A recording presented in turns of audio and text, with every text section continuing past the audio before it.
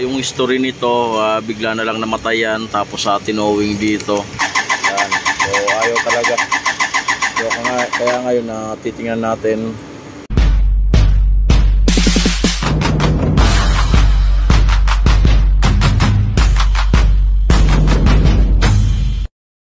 Guys, meron tayong panibagong vlog, Toyota Fortuner.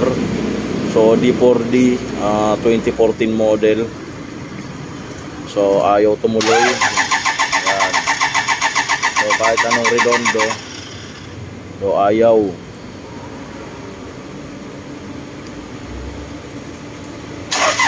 Yan. So ayaw talaga. So kaya ngayon titingnan natin. So tingnan muna natin kung merong lalabas dito. So troubleshooting muna tayo, guys.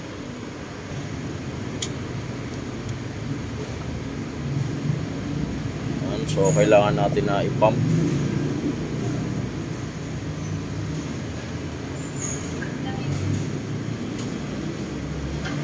Yan, guys, so meron naman.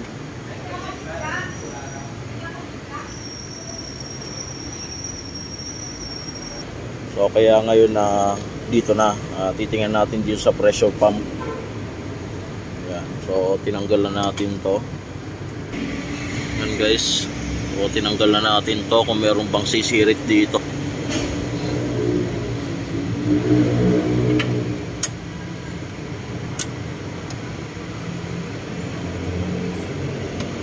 Yan. Okay, start.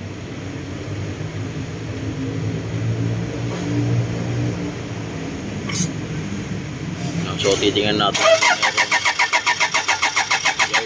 Op. Okay. Op. Yan, so meron naman konti. So tingnan muna natin yung injector. So kaya ngayon natatanggalin muna natin to. So para magkaalaman na.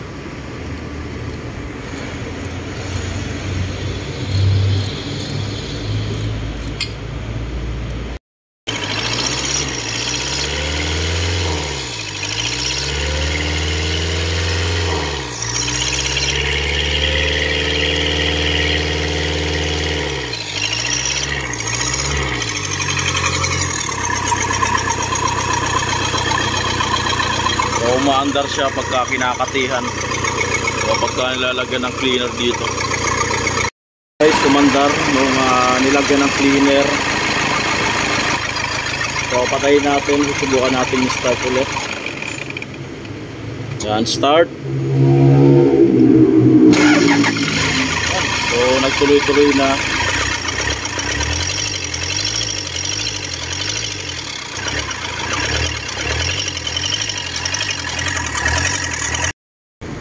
Yan.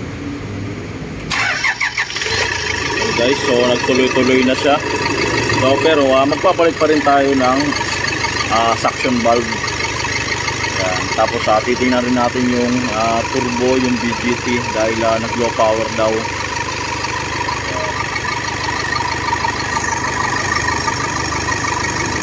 Yan, guys, so napandara natin.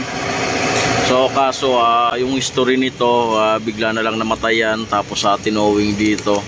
So kaya ngayon, guys, papalit pa rin tayo nito. So suction valve papalit. Yan. So ito yung pamalit natin. Yan, parehas na parehas. So ito yung part number. Yan. So papalitan natin yan.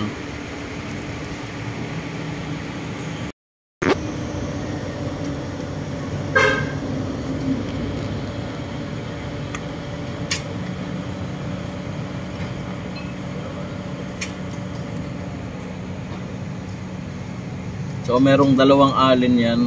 Yan yung tinatanggal para mabunot yung valve.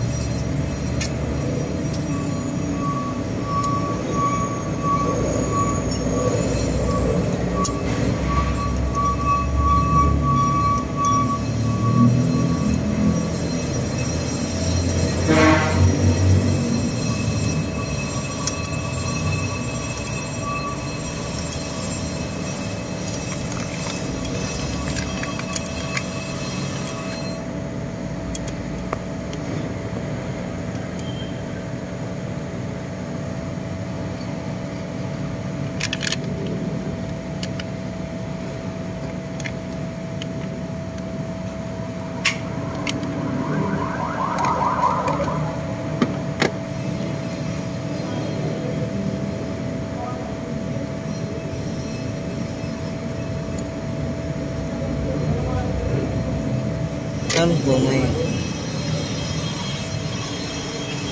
Yan. Yan guys. So ito yung luma. Ito na yung bago.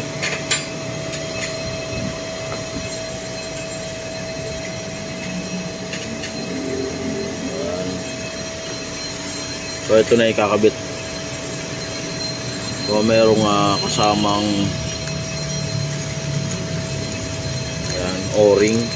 So lalagyan to. Yan guys, so unahin muna yung o-ring.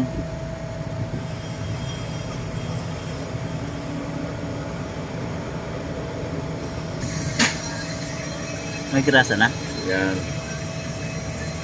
Okay na. So salpak na. Yan guys. So naikabit na. So subukan na natin i-start.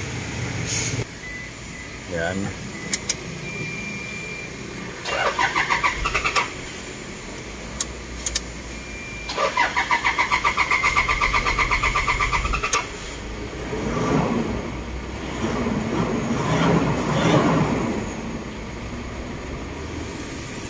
Yan, so umaandar na siya.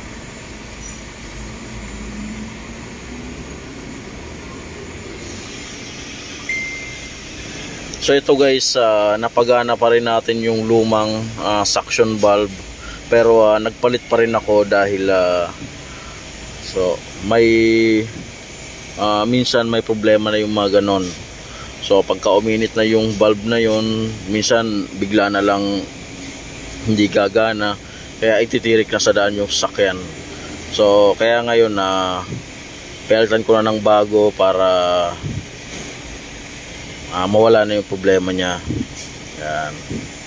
So dahil napakaganda naman ng andar, tapos wala namang usok, so normal naman siya. Yan. So yung suction control valve lang yung pinalitan ko. Yan.